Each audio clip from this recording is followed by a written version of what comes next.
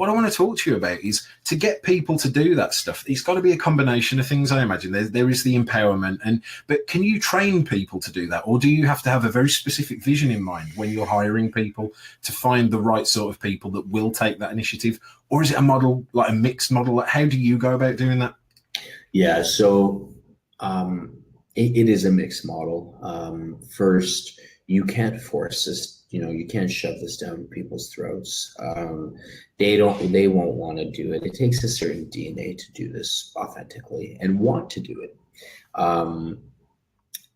In our hiring process, so I implemented, before I joined the team, it was kind of like, do you have a pulse? You're hired, right? Where now it's actually a 7-step interview process, regardless of position, whether you're applying for a general manager, head bartender, or dishwasher. It's a 7-step process. And we do not get to the skill set part until step 4. So the first part is the phone screen. So I'm going to do a phone interview, and I'm trying to filter people out. How do they answer their phone? What does their voicemail sound like? Are they excited to hear from us?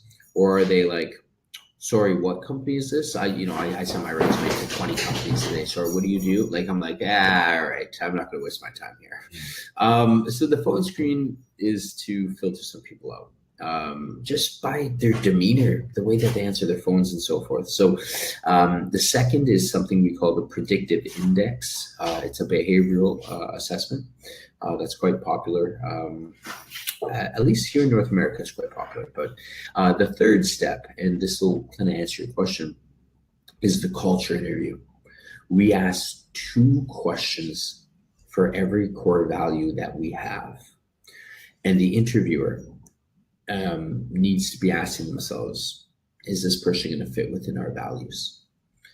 Then we get to skill set. I don't care if you've ever cooked a steak in your life or made a cocktail until the 4th interview. As a matter of fact, I train our managers, because I don't do a whole lot of the hiring anymore, but I train our managers, don't bring their resume to the interview until the 4th step.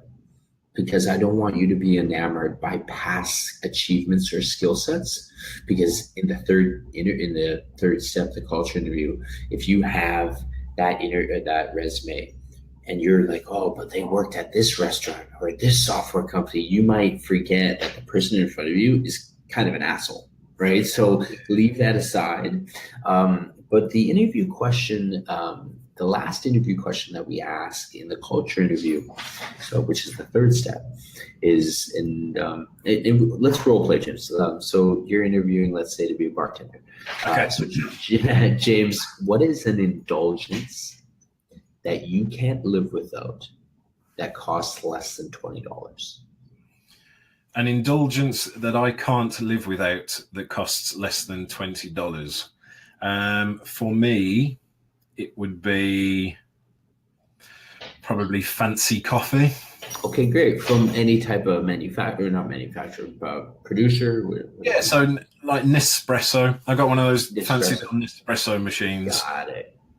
Pods. With the pods, right? Yeah, because I could just get instant coffee and I would still, but it's a bit of an indulgence. But think of it, coffee costs less than $20. There you go. You seem like a fancy guy, so that doesn't surprise me. So great, James. Fantastic. We push you along the interview process. James, you're hired. Great. Okay. On day 1, at your workstation or at your desk is a handwritten card signed by the owners of the company. Yeah, and your Nespresso's at your desk. So like now, I do not want to ask somebody to do something that I wouldn't do myself. So I just did it to you. Yeah. And hopefully I can capture, and I know this might sound fluffy, but I'm trying to capture the minds and the hearts of my employees on day 1, because I'm trying to create an experience that they've never seen before, so that I can engage them to create an experience for my customers that they've never seen before. So that's something that, it's again, $20. That's it.